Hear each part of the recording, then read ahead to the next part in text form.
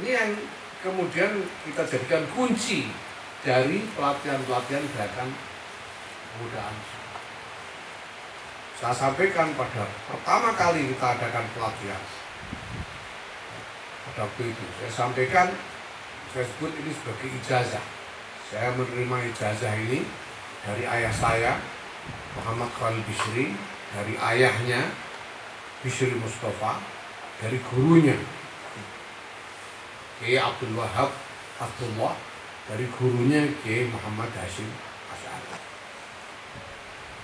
Dari sanad lain, saya terima ijazah ini dari guru saya, Kiai Abdul Rahman Wahid, dari gurunya Kiai Abdul Wahab Abdullah, dari gurunya lagi Kiai Muhammad Hashim Asy'ari. Dari sanad lain lagi saya terima ijazah ini dari Kiai Fuad Afandi, Ciwidey, Bandung, dari gurunya Kiai Maksum Lasem, yang bersama-sama Kiai Muhammad Hashim Asy'ari mendirikan Nahdlatul Ulama.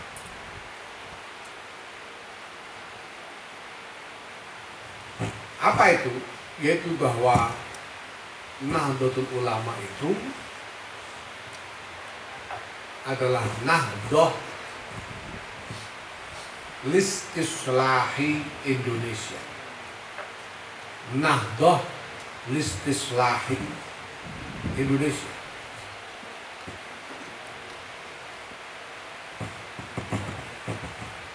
Bangkit untuk membangun Indonesia.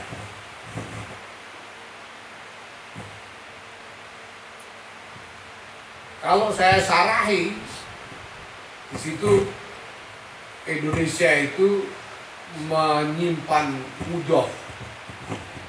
Ada mudhof yang disimpan. Namun listislahi Indonesia itu listislahi hadarati Indonesia, atau listislahi hadarah al-Indonesiah, membangun peradaban Indonesia, bangkit untuk membangun peradaban Indonesia.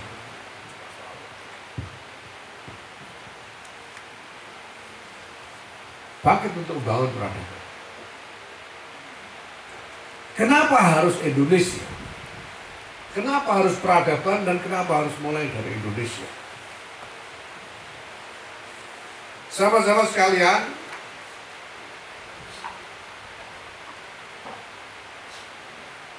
sejak risalah, sejak Bi'tsatir Rasul Muhammad SAW,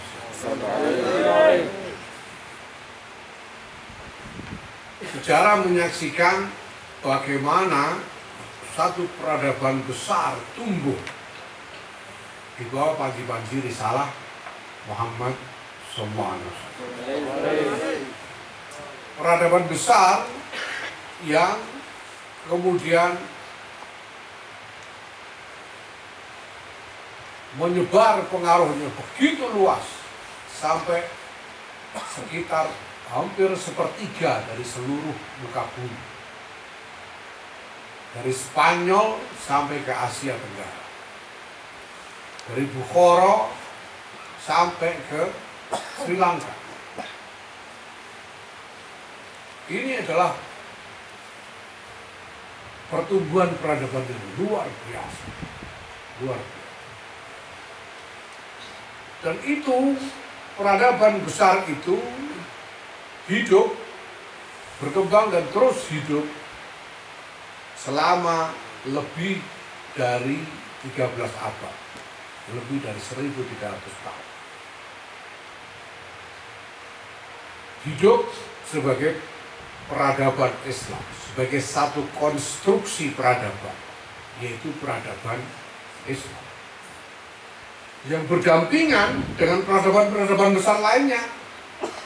Peradaban Kristen Eropa, peradaban Amerika, peradaban India, peradaban Cina, dan sebagainya.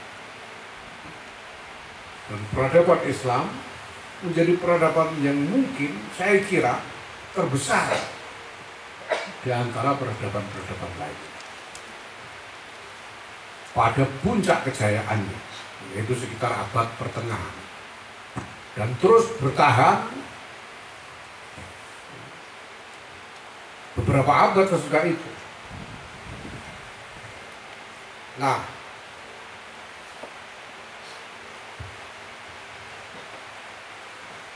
tiba-tiba sahabat-sahabat, peradaban yang tumbuh selama 1300 tahun dan menikmati puncak kejayaan selama hampir 500 tahun di ujung sejarahnya, tiba-tiba runtuh begitu saja pada awal abad ke-20 Masehi atau abad ke-14 Hijriah. Pada tahun 1911 meletus Perang Dunia Pertama dan berakhir dengan kekalahan Turki Utsmani. Turki Utsmani pada waktu itu adalah representasi dari peradaban Islam, representasi utama dari peradaban Islam. Kerangka utama dari peradaban Islam. Jadi kalau manusia itu ada kulit, ada daging, lemak, dan ada tulang belulang, ada kerangka. Kerangkanya itu adalah Turki Utsmani. Kerangka ini runtuh. Kerangka ini runtuh pada awal abad ke-20 karena kalah dalam Perang Dunia Pertama. 1918 Turki kalah perang. 1924 Turki Utsmani resmi bubar.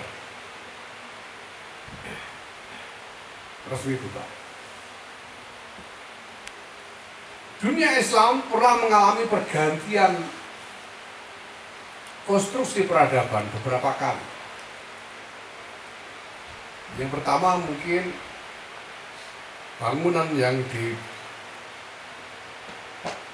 disusun oleh Kanjeng Nabi Muhammad SAW, diteruskan oleh 4 orang khalifah sampai kepada Sayyidina Ali karramallahu wajah, dari Sayyidina Abu Bakar, Umar, Utsman sampai Sayyidina Ali radhiyallahu anhu. Kemudian digantikan oleh konstruksi baru di bawah Bani Umayyah. Jadi satu konstruksi baru. Bani Umayyah digantikan oleh konstruksi baru lagi, yaitu Daulah Abbasiyah, yang kemudian harus berdampingan dengan Bani Ahmar di Spanyol. Semuanya bertahan sebagai peradaban-peradaban besar, baik secara kuantitatif maupun kualitatif. Peradaban Abbasiyah runtuh dan digantikan oleh konstruksi baru, yaitu Turki Utsmani, walaupun harus menunggu sekian lama, tidak langsung menggantikan.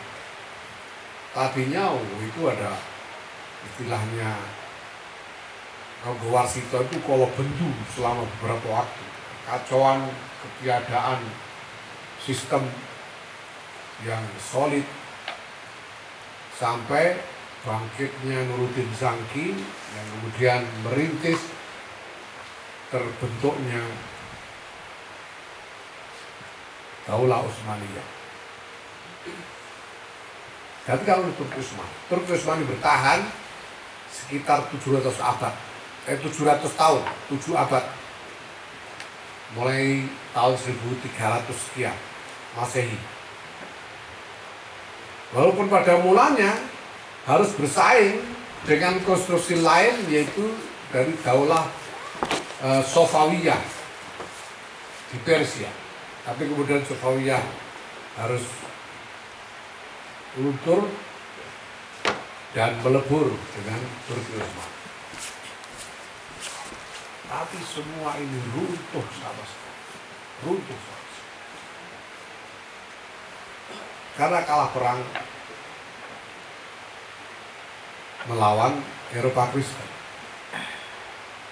Kalah dan runtuh dan bubar.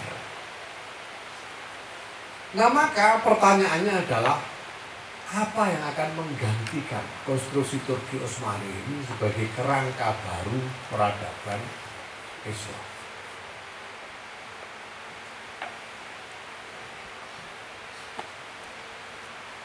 Sahabat-sahabat, Nahdlatul Ulama ini berdiri, inisiator utamanya adalah Kiai Abdul Wahab Hasbullah. Kiai Abdul Wahab yang mengusulkan kepada Kiai Hasyim Asy'ari untuk mendirikan organisasi baru, yaitu Nahdlatul Ulama. Sebelum itu, Kiai Wahab Hasbullah itu segera, jadi Kiai Wahab Hasbullah itu mondok di Mekah, berangkat ke Mekah tahun 1908. Ini sudah saya cek kepada Zuriyah Tambak Beras. Beliau berangkat untuk mukim ke Mekah itu tahun 1908 dan pulang tahun 1914. 6 tahun beliau mukim di Mekah.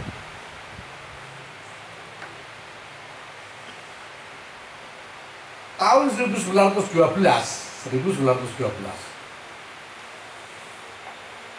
Haji Umar Said Cokro Aminoto mendirikan Sarekat Islam di Solo. 1912, pada waktu itu Kiai Abdul Wahab masih di Mekah. Kiai Abdul Wahab lalu mendirikan Sarekat Islam cabang Mekah tahun 1912. Pulang dari Mekah 1914, Kiai Wahab tahun 1916 kemudian mendirikan Nahdlatul Tujjar yang dikonstruksikan sebagai satu Syirkatul Inan, semacam koperasi yang sekarang. Nahdlatul Tujjar. Sesudah itu kemudian saya lupa tahun berapa, tidak lama kemudian mendirikan Nahdlatul Wathon. Jadi sudah ada Nahdlatul Tujjar, sudah pernah ada Nahdlatul Wathon. Kenapa kemudian harus mendirikan lagi organisasi baru dan diberi nama Nahdlatul Ulama? Untuk apa Nahdlatul Ulama ini didirikan? Kalau orang mengatakan bahwa Nahdlatul Ulama ini didirikan untuk ikut di dalam pergerakan nasional memperjuangkan kemerdekaan, sebelumnya sudah ada Nahdlatul Wathon. Kenapa nggak pakai Nahdlatul Wathon aja? Lebih relevan. Kenapa harus Nahdlatul Ulama?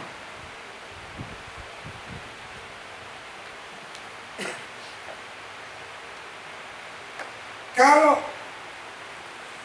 orang mengatakan bahwa Nahdlatul Ulama ini didirikan sebagai tanggapan atas berkembangnya paham Wahabi,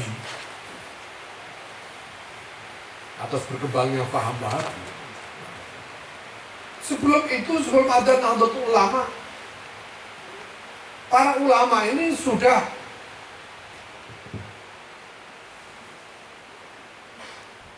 berada dalam satu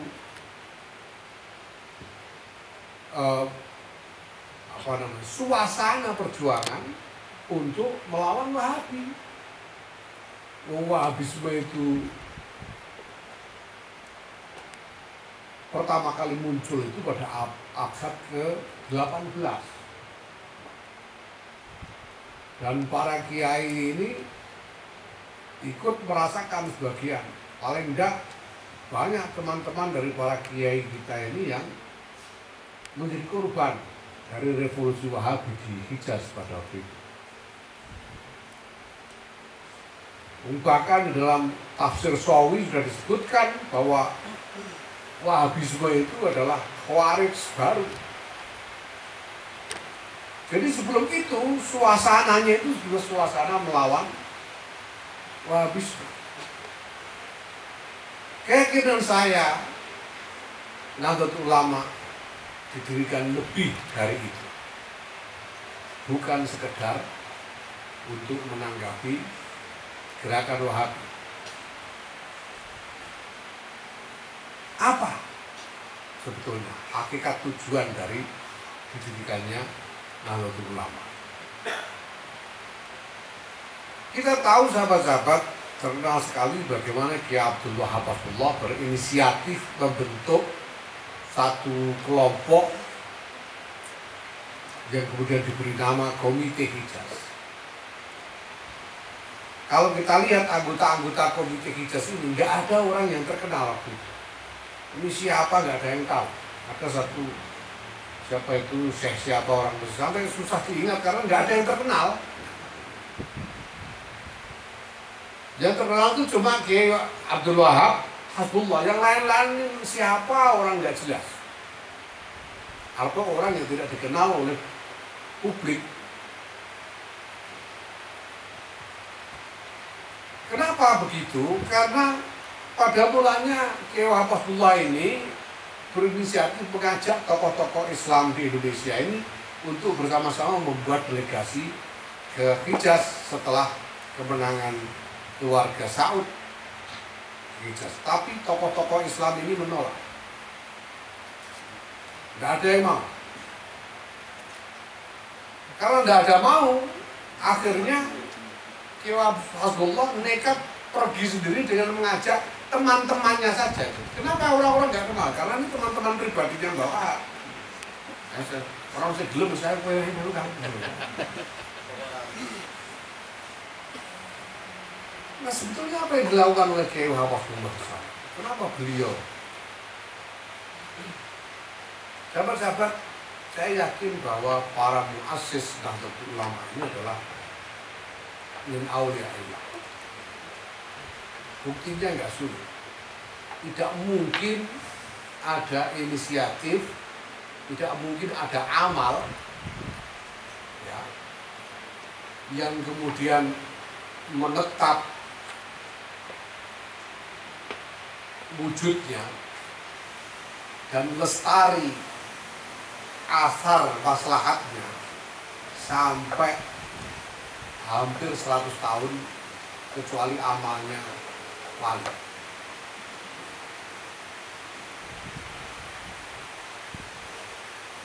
Kalau kelas jelek, potongan jelek-jelek begini ini, amal bisa membawa manfaat 2 tahun, 5 tahun sudah habis. Tengah-tengah dunia sejarah yang terus berubah. Ini ada amal yang bertahan manfaatnya sampai hampir 100 tahun. Maka saya yakin bahwa para muassis ini adalah min auliyaillah. Saya yakin bahwa para muassis ini adalah orang-orang yang sangat dalam memikirkan perkembangan sejarah, perkembangan dunia Islam, perkembangan peradaban Islam. Keyakinan saya, ketika Turki Utsmani runtuh pada waktu itu, para muassis ini pasti berpikir, lalu apa yang akan menggantikan Turki Utsmani? Apa yang akan menggantikan Turki Utsmani sebagai konstruksi peradaban Islam yang baru? Nah, ketika berdiri kerajaan Saudi, lalu Saud menguasai Hijaz. Saya yakin kepentingan Kiai Abdul Wahab Hafizahullah untuk datang ke Hijaz memenuhi Abdul Aziz Al Saud waktu itu adalah untuk ngecek ini Al Saud ini memang apakah memang punya potensi untuk menjadi konstruksi baru bagi peradaban Islam, menggantikan Turki Utsmani.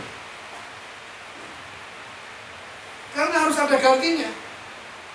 Kalau nggak ada gantinya, konstruksi peradaban Islam ini tidak ada gantinya, peradaban Islam akan larut di dalam sejarah.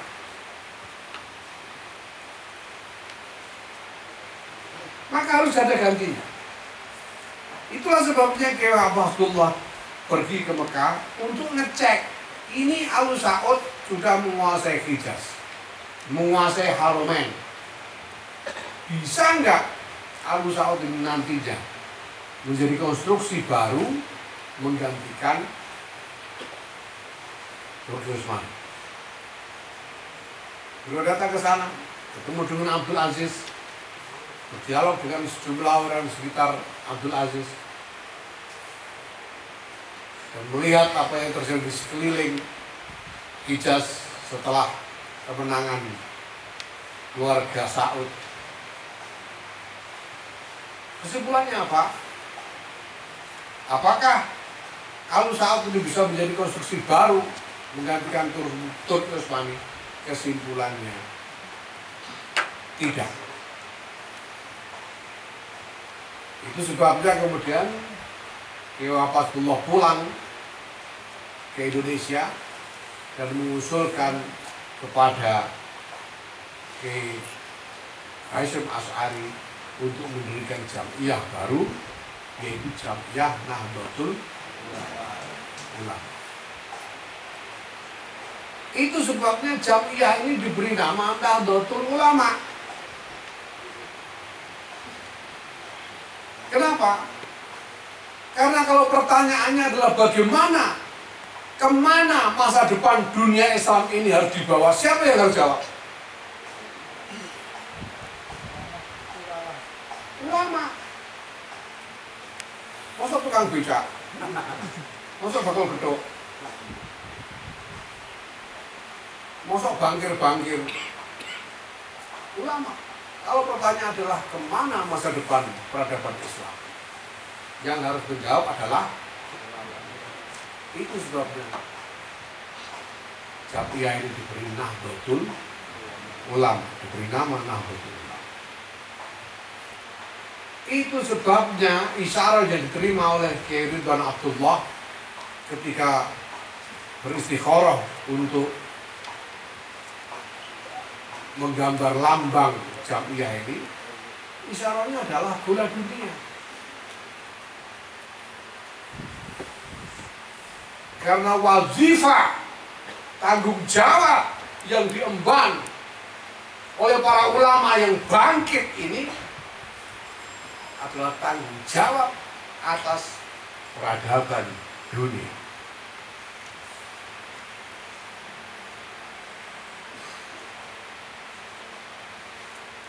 Nah, sahabat-sahabat sekalian,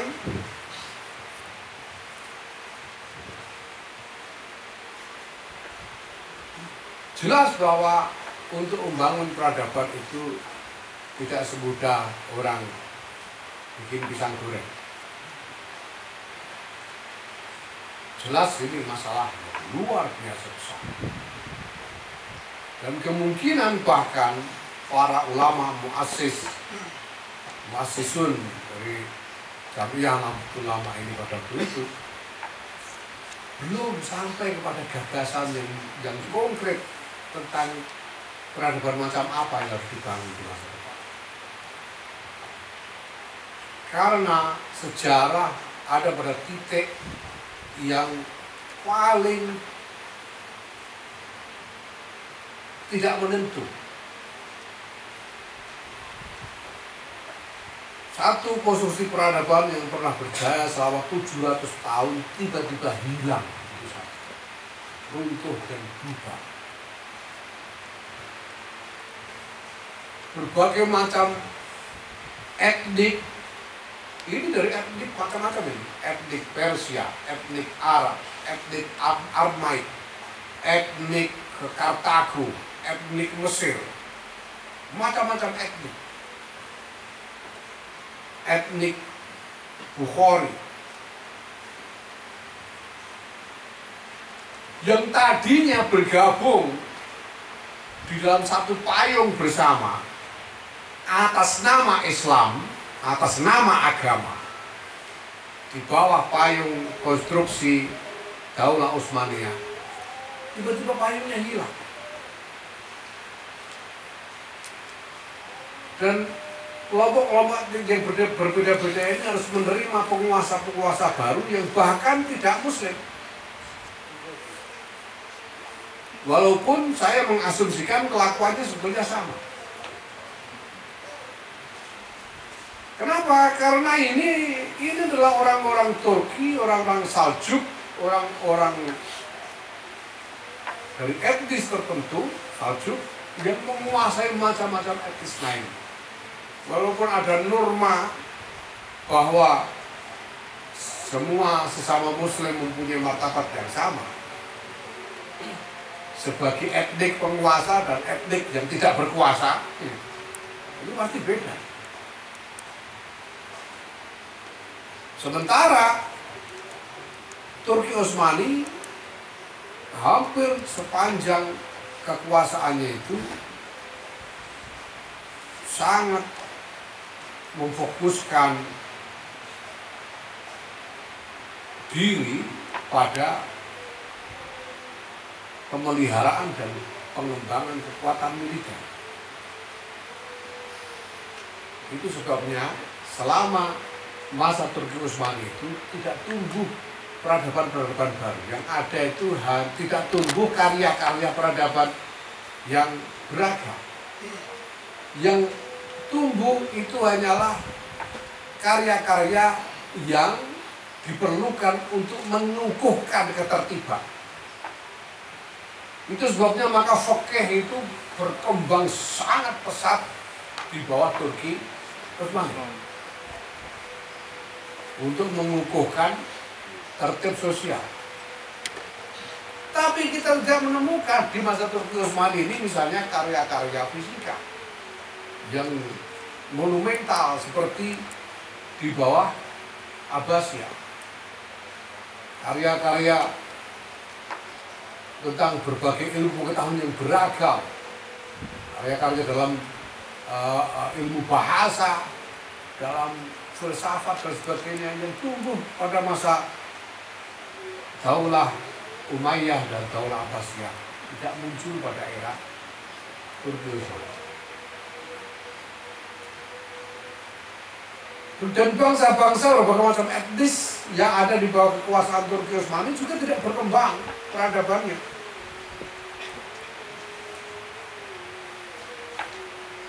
Ketika Turki Utsmani runtuh, itu yang namanya Persia,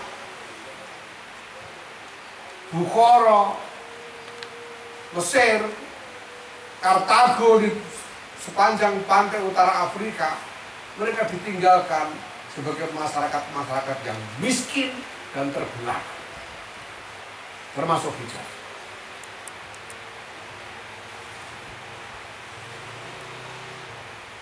Ini yang terjadi.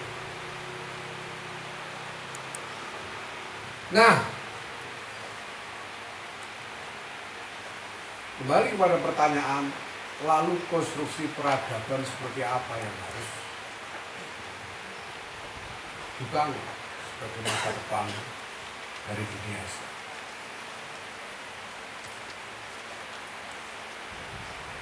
Sahabat-sahabat, kalau kita perhatikan sepanjang sejarah peradaban sejak zaman purba sampai sekarang, dan berbagai peradaban yang pernah hadir.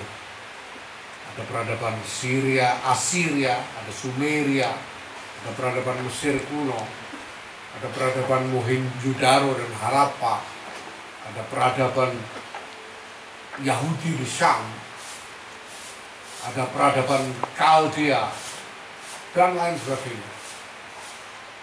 Peradaban itu bangkit di atas dua elemen paling dasar. Apa elemen paling dasar itu? Elemen paling dasar itu adalah, pertama adalah moralitas spiritual, sistem moral. Yang kedua adalah sistem politik. Sistem moral itu berarti agama. Yang kedua sistem politik. Ada peradaban-peradaban yang dibangun tidak atas dasar agama. Tetapi kita tahu peradaban-peradaban yang dibangun tidak atas dasar agama ini gagal untuk menciptakan konstruksi baru yang lebih baik, lebih maslahat bagi masyarakat. Ada revolusi Perancis di